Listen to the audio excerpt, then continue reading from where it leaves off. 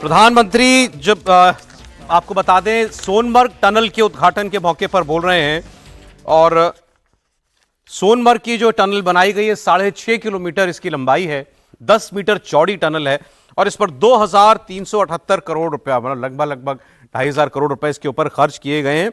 समुद्र से 8,650 फीट की ऊंचाई पर है और जिस एक आंकड़े पर मेरी नजर गई, अब आप सोचिए, आप तस्वीरें देख रहे थे अभी कि इस टेरेन के अंदर पहाड़ों में बर्फ से ढके हुआ ये सारा का सारा जहां जहां तक दूर आपकी निगाह जाती है सारा का सारा पहाड़ वहां ढका हुआ है। स्पीड लिमिट जानते हैं कितनी सर? 80 किलोमीटर। मतलब आप कश्मीर की सुरंग में 80 किलोमीटर तक 80 से ज्यादा चला सकते हैं। लिमिट लगानी पड़ी सरकार को कि आप वहाँ उसकी रोड स्पीड जो है ना 30 किलोमीटर से, जो पहले सड़क है बिना टनल के जो सड़क है उस पर 30 किलोमीटर की स्पीड से आप चला। टनल शुरू होते हैं 80 किलोमीटर पर आप गाड़ी गगनवी से ये सर आपकी इंजीनियरिंग एक घंटे की यात्रा थी वो 15 मिनट में हो रही है। कितनी देर की यात्रा? 1 घंटे की यात्रा। गगनवी से सोनमर्ग की यात्रा में 1 घंटा लगता था, वो सिर्फ 15 मिनट में हो रही है टनल के कारण। और प्रधानमंत्री ने कहा कि सारी दूरियां खत्म हो रही हैं अब। उमर अब्दुल्ला का स्टेटमेंट जो इससे पहले वो बात कर रहे थे, उनका बयान आएगा तो मैं वो सुनाता हूं भी होगी। उन्होंने भी अच्छी बातें कही। उमर अब्दुल्ला ने प्रधानमंत्री की तारीफ करते हुए कहा कि सरहद पर जो शांति है उसके जिम्मेदार आप हैं, आपकी वजह से सरहद पर शांति है। फिर उन्होंने ये भी कहा कि आप अपने वादे पर कायम रहे।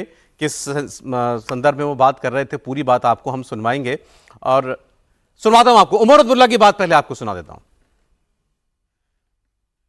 आगे भी पता नहीं कि क्या क्या कुर्बानियां मांगी जाएंगी, लेकिन वजीर आजम साहब, आपका आज यहां मौजूद होना इस टनल के इनॉग्रेशन के प्रोग्राम पे ये इस बात की गवाही है कि वो लोग जो ये हमले करते हैं, वो लोग जो इस मुल्क की बेहतरी नहीं चाहते, वो लोग जो जम्मू कश्मीर में तरक्की, अमन, जमहूरियत को कायम होते हुए नहीं देखना चाहते, वो कभी भी कामयाब नहीं हो सकते।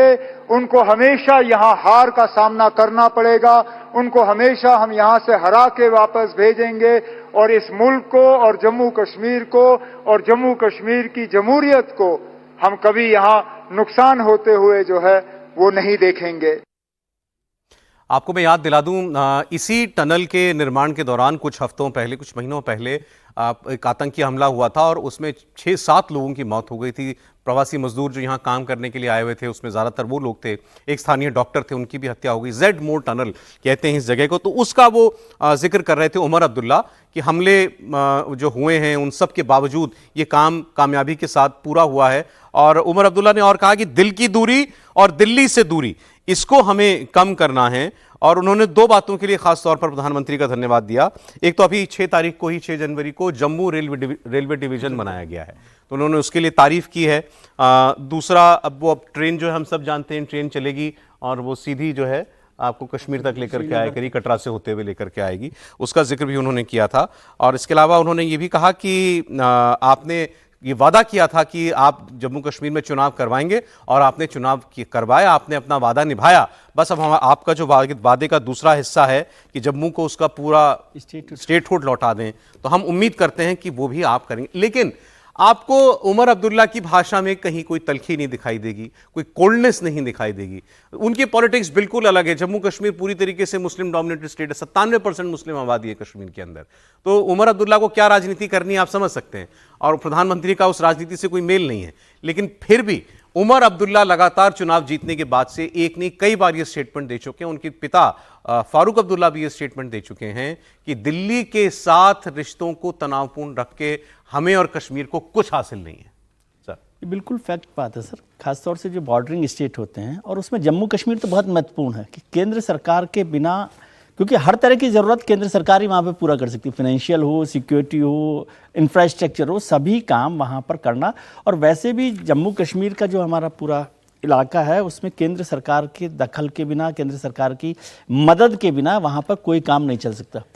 और देश में पिछले 75 साल में सबसे ज़्यादा पैसा केंद्र की सहायता अगर मिली है तो जम्मू कश्मीर को मिली है, लेकिन उसका कितना यूज हुआ नहीं हुआ वो अलग इशू है। केंद्र में जो सरकार रहती है उसके साथ प्रधानमंत्री ऐसी 14 टनल्स पर काम चल रहा है इसीलिए मैं कह रहा हूँ, तो वो बड़ा महत्वपूर्ण है। और उमर अब्दुल्ला साहब तो भारतीय जनता पार्टी के साथ पहले सरकार में रहे, मंत्री भी रहे वाजपेयी सरकार में।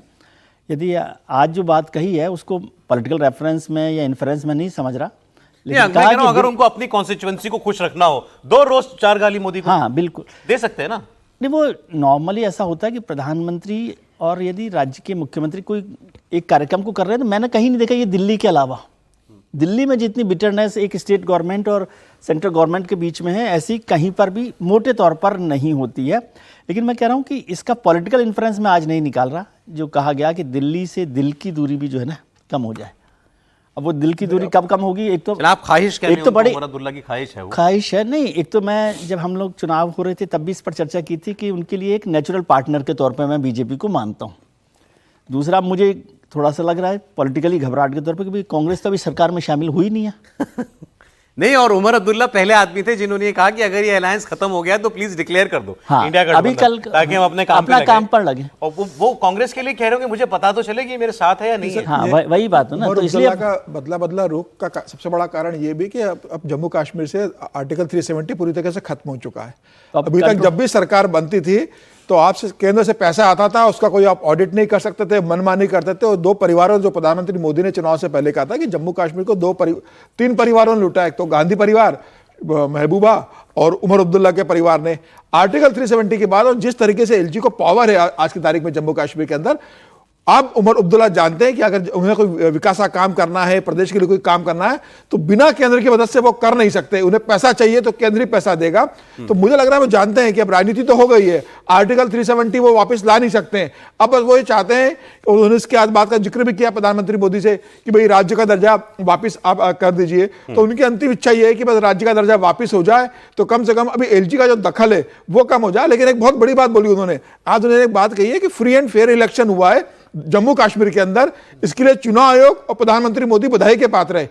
यह सीधा सीधा बता रहा है कि राहुल गांधी जिस तरीके से चुनाव आयोग पर हमलावर है, और सीधा सीधा चुनाव आयोग को क्लीन चिट देना, चुनाव आयोग की तारीफ करना कि जम्मू कश्मीर में कोई हिंसा नहीं हुई और बहुत फ्री एंड फेयर चुनाव हुआ है, इसके लिए प्रधानमंत्री मोदी और चुनाव आयोग बधाई के पात्र है। तो ये बता रहा है कि उमर अब्दुल्ला ने अपना रास्ता बता दिया है कि कांग्रेस भले ईवीएम की बात करे, वह ईवीएम पर कांग्रेस चुनाव आयोग की बात की, दिल्ली का सारा चुनाव का कैंपेन जो अरविंद केजरीवाल चुनाव आयोग के दम पर ही सच लग रहा है कि लड़ना चाहते हैं। आपने कहा कि इतनी बिटरनेस केवल दिल्ली में और कहीं नहीं है। मैंने कहीं आमतौर पर नहीं देखी। वैसे इसमें एक चीज जोड़ दूं फैक्ट के तौर पे कि ये जो टनल का शुरुआत हुई थी वो राहुल गांधी ने अक्टूबर 2012 में उसका वो किया था शिलान्यास। 12 साल लगे। प्रधानमंत्री ने अपने भाषण की शुरुआत में ये कहा कि इस टनल का वास्तविक काम जब हम सत्ता में आए तभी हाँ, तो वो कह रहा हूं 12 साल उस समय लग गए। 2012 में वो हुआ था उसका। ठीक बात है।